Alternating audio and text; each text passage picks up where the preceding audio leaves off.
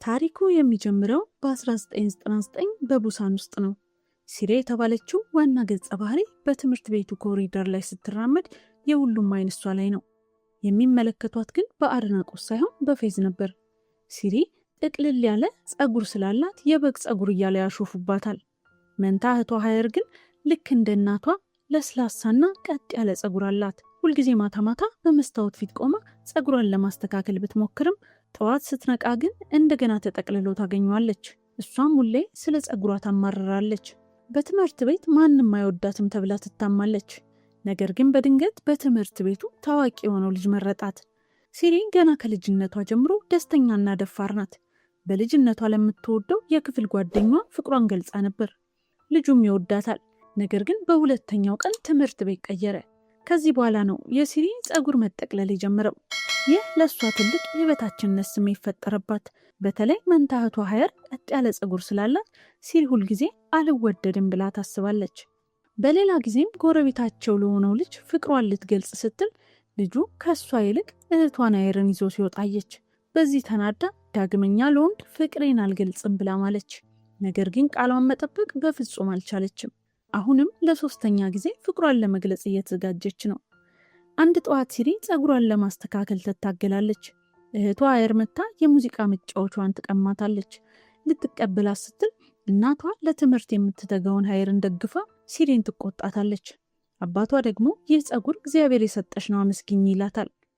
ከዛም ሲሪ ከጓደኞቿ ጋር ወደ ትምህርት ቤት ትሄዳለች። በትምህርት ቤቱ መግቢያ ላይ ሀያን የተባለው በጣም ቆንጆ ልጅ ስታይ ደንግጣ ጸጉሯን ትሸፍናለች። ሀያንም ሰላም ብሏት በፈገግታ ያልፋል።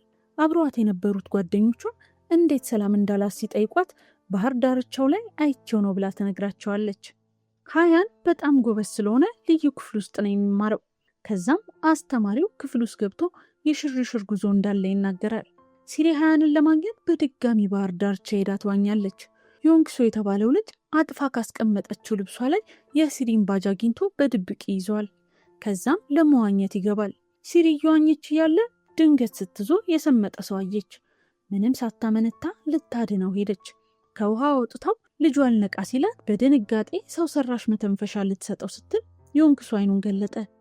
ሲሪ ደንግጣ በጥፊ መታው ሄደች። ዮንግሶ ግን በዛች ቅጽበት ያየው የጸጉሯን መጠቅለል ሳይሆን እንደ መልአክ ሆና ህይወቱን ያዳነችውን ደፋር ልጅ ነበር። በሚቀጥለው ቀን ዮንግሶ እግሩ ታሽጎ አዲስ ተማሪ ሆኖ ክፍሏ ይመጣል። እሱም በጣም ዝምተኛ ነው። ጓደኞቿ ሀያንን ለማየት ባህር ዳርቻ ሄደሽ ነው ያዳንሹ እያሉ ቀለዱባት። አንድ ቀን ዮንግሶ ዝናብ ውስጥ ቦርሳ ተሸክሞ ሲቸገር ሲሪ ትረዳዋለች። ከዛም እንደ ቤተሰብ አባል አድርጋ ካፌ ውስጥ አብራው ትመገባለች። በሌላ ቀንም ክፍል ውስጥ ቁጭ ብላ እያለ ጓደኞቿ መጥተው እንደሷ አይነት ጸጉር ያላት ወይ እንዲህ አሁን ጸጉሯ እንደተስተካከለና በጣም እንደሚያምር ነገሯት። እሷም ያለ ማየት እየሮጠች ሄደች። ወይንዲ ጸጉሯን በቋሚነት ማስተካከሏን ስታይ ሲሪ ተገረመች። እንዴት እንደተስተካከለላትም ስትጠይቃት ልጅቷ ጸጉሯን ለማስተካከል 200,000 ገንዘብ እንደሚያስፈልጋት ነገረቻት። አሁን ሲሪ ጸጉሯን በቋሚነት ለማስተካከል ከፍተኛ ገንዘብ ያስፈልጋታል። ምን ማድረግ እንዳለባት እያሰበች ሳለ የዩንሱክ እናት የውበት ሳሎን ባለቤት መሆናቸውን አወቀች። እናም አንድ የድፍረት ውሳኔ ወሰነች።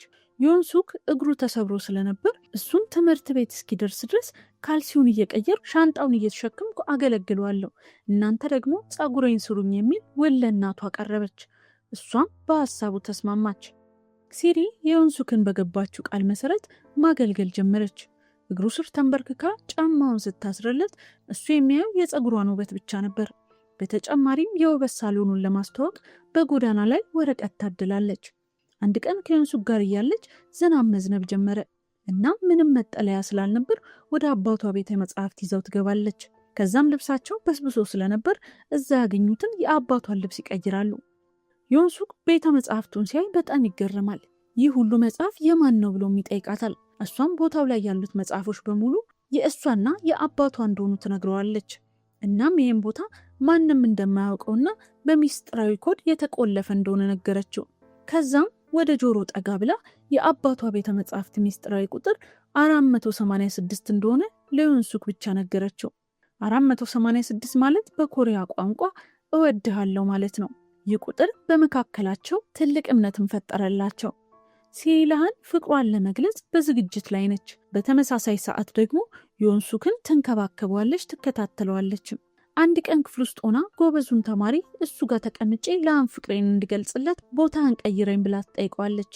እሱ ግን ነቅተሽ ራስሽን ተመልከቺ፣ እሱ ጭራሽ አያይሽም አላት። ሲሪ በጣም አዘነች። የዮንሱክን እቃዎች ተሸክማ ወደ ቤት ስትሄድ ስሜቷ ተጎድቶ ነበር። በዛ መሃል ዮንሱክ የአባቷን ቲሸርት መለሰላት። ቲሸርቱን ተቀብላ እያለቀሰች አሸተተችውና ምንም ሳትናገር ሄደች። እሱም እንዴት ሊያረጋጋት እንደሚችል ግራ ገብቶት ቆመ። በነጋታው ክፍል ውስጥ የልምምድ ፈተና ሲፈተኑ ከሁሉም ቀድሞ ዮንሱክ በራስ መተማመን ፈተናውን ሲያስረክብ አየችው። እሱም እንደዚህ ጎበዝ እንደሆነ አላወቀችም ነበር። ከፈተና በኋላ ወደ አባቷ ቤተ መጻሕፍት ስትሄድ በሩ ክፍት ሆኖ አገኘችው። ውስጥ ስትገባ ዮንሱክ ኮሜዲ መጽሐፍ እያነበበ ነው። መጽሐፍ ማንበብ እንደማትወድ ነግረኸኝ ነበር አለችው። እሱ ግን ሰርፕራይዝ አዘጋጅቶላት ነበር። ለሃን ፍቅሯን ስትገልጽ የምትሰጠው በወረቀት የታጠፈ ስጦታ አዘጋጅቶላታል።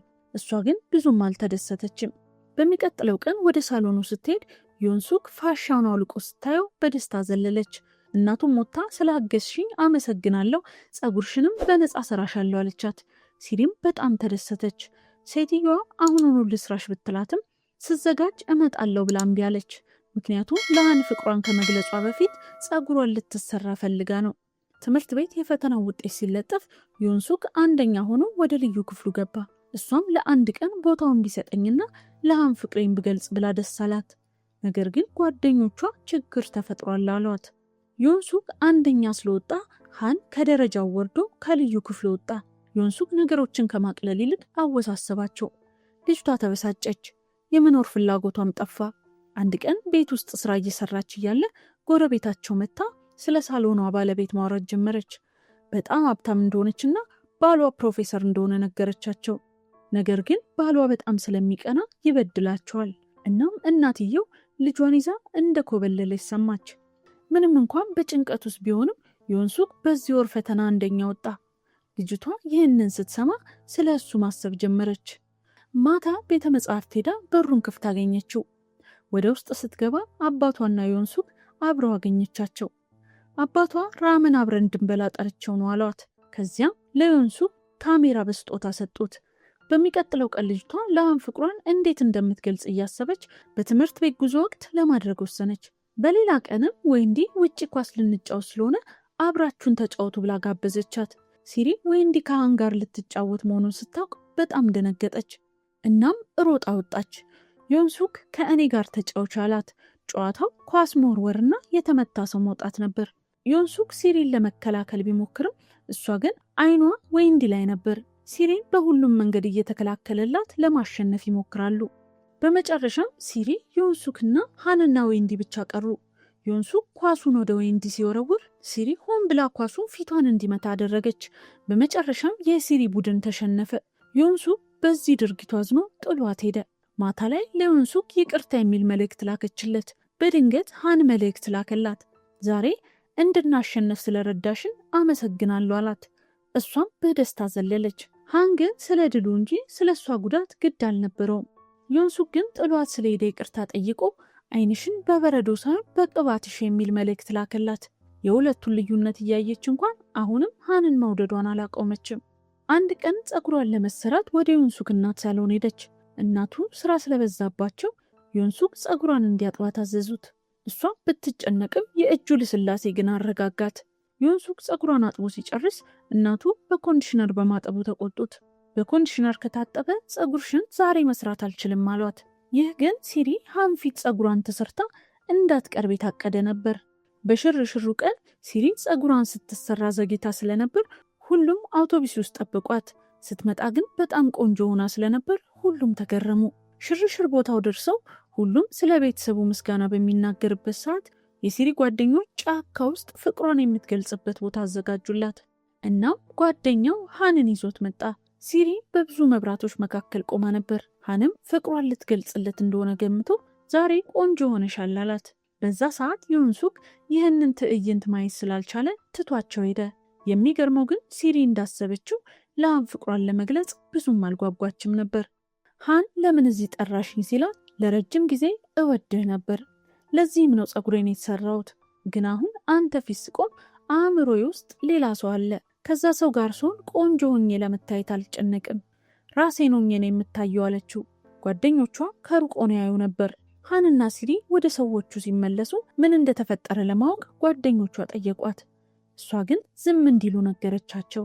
በሚቀጥለው ቀን ወደ ቤት ሲመለሱ ዮንሱክ ሃን ፈገግ እያለ አውቶቡስ ውስጥ ሲገባ አየው። አብረው የሆኑ መስሎት ከልቡ አዘነ። ማታ ቤተ መጻሕፍት ውስጥ ሲሪ የቤት ስራዋን ስትሰራ አገኛት። የፈለግከውን መጽሐፍ አምጥቼልሃለሁ አለችው። መጽሐፉን ተቀብሎ ዝም ብሎ ሲቀመጥ የምትጠይቀኝ ነገር የለም? ለምሳሌ ከሃን ጋር ስለነበረኝ ነገር አለችው። እሱም ዝም ብሎ ተመለከታት።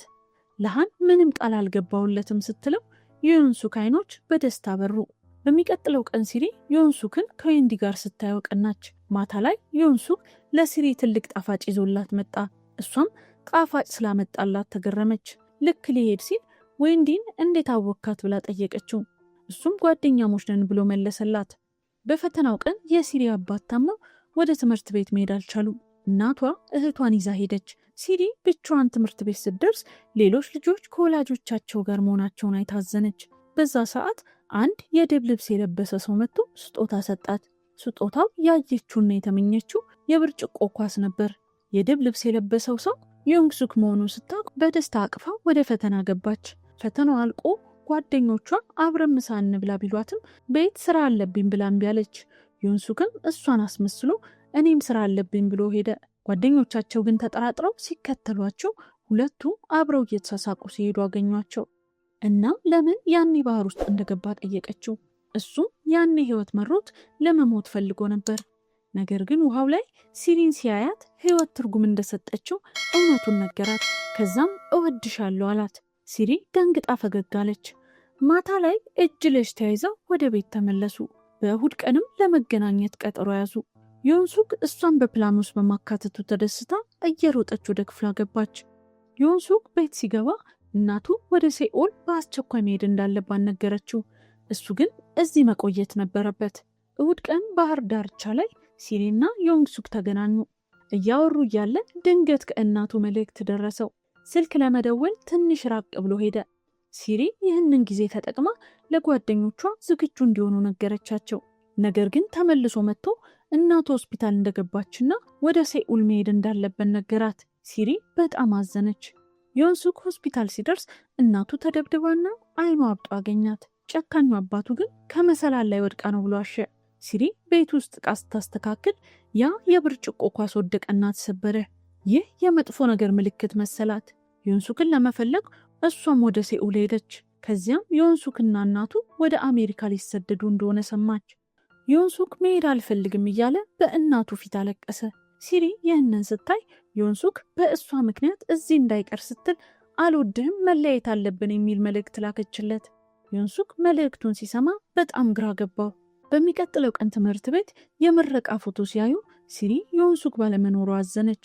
ወደ ቤተ መጻሕፍቱ ስትሄድ ዮንሱክ ጥሎት የሄደውን ደብተር አገኘች። ደብተሩ የፍቅር ማስታወሻ ነበር። እዚያ ውስጥ ገና ከልጅነቱ ጀምሮ የወዳት እንደነበርና እሷም የመኖር ተስፋ እንደሰጠችው ዮንሱክ የጻፈውን አነበበች። ስለ ሳቋና ስለ አባቷ ምስጋና የጻፈውን እያነበበች በሐዘን አለቀሰች። እሱን ብትወደውም ጉዳት እንዲደርስበት አልፈለገችም። ከጊዜ በኋላ ሲሪ ዩኒቨርሲቲ ገባች። ከጓደኞቿ ጋር ባህር ዳርቻ ባለ ካፌ ተገናኝተው እያወሩ እያለ ጓደኞቿ የፍቅር ቀጠሮ እንዳዘጋጁላት ነገሯት። እሷ ግን ፍቅር ምን ፋይዳ አለው ብላ እምቢ አለቻቸው። የካፌው ባለቤት ድንገት ሲያልፍ ይህን ሰምቶ ፍቅር አስፈላጊ ነው አላት። እናም ከሴኡል የመጣችውን ፍቅረኛውን አስተዋወቃት። በሚቀጥለው ቀን ሲሪ ለፍቅር ቀጠሮ ካፌ ተቀምጣ እያለ የካፌው ባለቤት ፍቅረኛ መጣ። ምናልባት ወደፊት ትገናኙ ይሆናል ብላ አጽናናቻት። ሲሪ በባህር ዳርቻ ላይ ሄዳ ለዛ ልታገኘው ለነበረው ሰው አሞኛል ብላ መልእክት ላከች። ልጁ ግን እንደ ጥንቸል ጤነኛ ነሽ ብሎ መለሰላት።